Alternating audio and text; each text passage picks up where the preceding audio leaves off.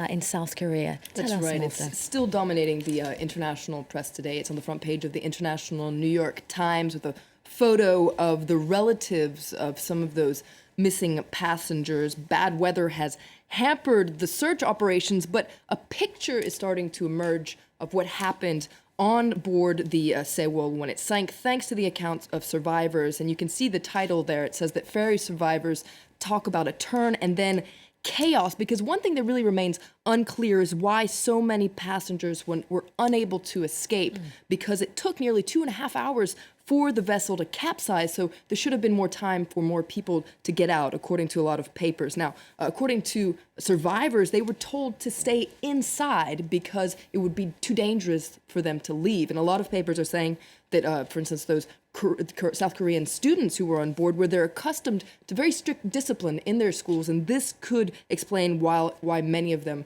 followed that order. That's what a lot of papers are saying today, at least. Well, based on the same story, the captain of the ship has been getting criticised quite a bit because apparently he was among one of the first to leave. That's right. He's getting a lot of attention, especially in the South Korean press. Let's take a look at Chosu in Ilbo, which is the leading conservative daily. You can see there the ferry captain, so his name is Lee Jun-suk. He fled the sinking ship, and according to this article, he took no emergency measures. Basically, he told his crew to tell the passengers to remain in their cabins, boarded a lifeboat, and left the scene of the accident. And at the time he was rescued, the passengers were still being told to stay inside. That's according to this article. Now, on top of that, authorities say he wasn't even driving the ship when the accident happened. They're saying that it was the third officer who was in command of steering the ship when the accident took place. So as you can imagine, the South Korean press is really outraged. This is the editorial of the Korean Times, which talked about how this is speechless and shameful. Far more people could have been saved if the captain and the crew had acted more calmly and responsibly, says this editorial.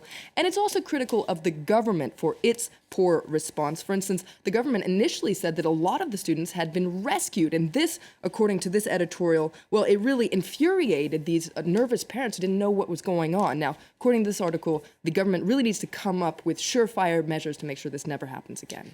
Clearly some crucial questions in need of answering there. Let's move away from the South Korean ferry and talk about presidential elections in Algeria. That's right. The results aren't even in, but according to El Watan, the main rival to President Abdelaziz Bouteflika, Ali Benfis, has already said he won't recognize the election results. He claims they were rigged, and indeed a lot of critics say that the result is already a foregone conclusion, that the 77-year-old president will win a fourth term. Now, we still have to wait and see what those results actually are. Now, a lot of papers are focusing on the fact that he decided to run in the first place despite his bad health. And I pulled out a cartoon from Liberté by the cartoonist Dilem, where you can see Bouteflika in a hospital bed. The IV drip there says 5 more years. The title there, Le changement c'est maintenant, change is now. That was François Hollande's presidential campaign slogan in 2012. Seems quite ironic in this case. All right, now a lot of reactions to that meeting in Geneva that everyone's been talking about, focusing on the crisis in Ukraine. That's right. The big four, Russia, the US, the Ukrainians, and the EU met in Geneva. The Independent today, in its editorial, quotes the U.S. Secretary of State John Kerry. Yesterday's efforts were a good day's work. There was real progress towards solving the crisis in Ukraine. It's a welcome start, but a lot of other people are more cautious about this. U.S. President Barack Obama welcomed the deal cautiously. And in another article, The Independent talks about the fact that the Russian president, Vladimir Putin, well, in a 4-hour public phone-in yesterday, he said that he very much hoped not to have to exercise his country's right to use military force in eastern Ukraine. So you can see the title there, Putin defends the right to bear arms. This article says that the Russian president remains defiant and dangerous.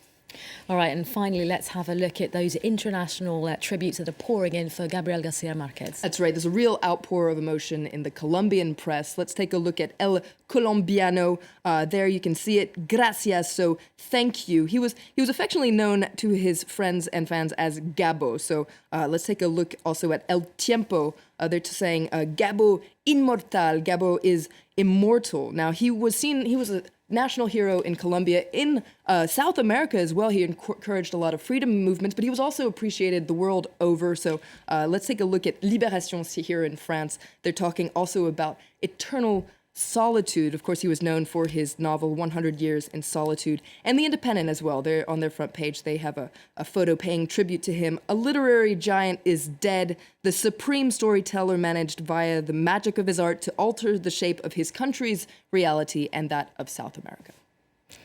So some moving tributes coming in there then, Flo. Thank you very much for keeping us up to date with the headlines in the international papers. OK, don't go anywhere, because coming up, Bosnia was rocked by anti-government protests in February, which soon spread throughout the country's main cities. We take a look at the challenges which citizens there are facing. Do stay tuned.